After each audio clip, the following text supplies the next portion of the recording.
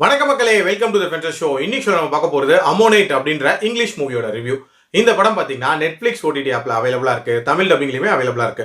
இந்த படத்துல gate Winslet தான் லீட் கேரக்டர் ப்ளே பண்ணிருக்காங்க. இந்த படம் 18th செஞ்சுரியில நடக்கக்கூடிய ஒரு லெஸ்பியன் லவ் ஸ்டோரி அப்படின்னே சொல்லலாம்.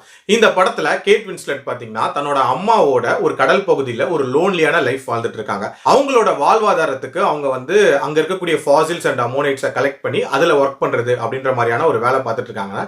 அந்த டைம்ல தான் ரிட்லி அப்படின்ற ஒரு செல்வந்தரோட அறிமுகம் கிடைக்குது. இவரோட ஒய்ஃப் தான் சார்லட் அப்படின்றவங்க. இவங்க ஒரு சிக் பர்சனா இருக்காங்க. அது மட்டும் இல்லாம ரிட்லியை பொறுத்த வரைக்கும் ஒரு பயங்கர ஆணாதிக்கம் மிக்க நபரா இருக்காரு. தன்னோட மனைவியோட அந்த ஹெல்த் கண்டிஷனை எப்படியாவது கியூர் பண்ணணும் அப்படின்றதுக்காக மேரியோட பொறுப்புல அந்த கடல் பகுதியில விட்டுட்டு போறாரு. ஸோ மேரியும் சார்லட்டும் ஒரு வீட்டுக்குள்ள ஒன்னா இருக்காங்க. அவங்களுக்குள்ள என்ன மாதிரியான ரிலேஷன்ஷிப் உண்டாகுது, அந்த ரிலேஷன்ஷிப் எது வரைக்கும் போகுது, கடைசியா ஒன்னு சேர்ந்தாங்களா இல்லையா அப்படின்றத அந்த படத்தோட கதை.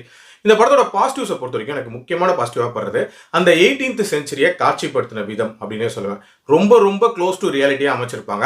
அதுலயும் அந்த பீச் சீன்ஸ் அப்படின்றது எல்லாமே ரொம்ப ரொம்ப நீட்டா இருந்துச்சு. அதுல ஃபர்ஸ்ட் சீன்லயே பாத்தீங்கன்னா அந்த அமோனைட்டை கேட் வின்ஸ்லெட் புடுங்கி எடுக்கிற மாதிரியான ஒரு காட்சி இருக்கும். அது ரொம்ப ரொம்ப நேச்சுரலா அமைச்சிருந்தாங்க.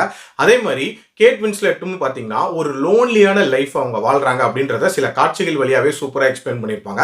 அண்ட் அப்படிப்பட்ட ஒரு லோன்லியான லைஃப்குள்ள சார்லட் அப்படின்ற ஒரு பொண்ணு வரா. அந்த பொண்ணும் இதே மாதிரி அன்புக்கு இயங்கக்கூடியவளா இருக்கா. ஸோ இவங்க ரெண்டு பேருக்குள்ள எப்படி அந்த உறவு மலருது அப்படின்றதையுமே ரொம்ப பிளசண்டா காட்டியிருப்பாங்க. என்னதான் லெஸ்பியன் லவ் ஸ்டோரியா இருந்தாலும் அதுல இருக்கக்கூடிய இம்பாக்ட் அப்படின்றது ரொம்பவே நீட்டா கன்வே பண்ணப்பட்டுச்சு.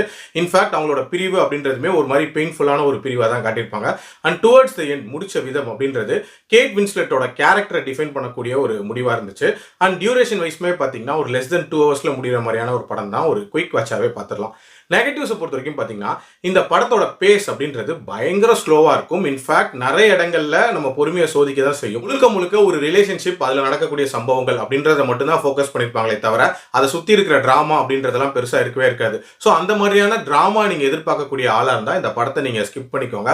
ஆல்சோ இந்த படம் லெஸ்பியன் லவ் ஸ்டோரி. ஸோ இந்த மாதிரியான கண்டென்ட் உங்களுக்கு கம்ஃபர்டபுளாக இருந்தால் பாருங்க, இல்லைனா ஸ்கிப் பண்ணிக்கோங்க.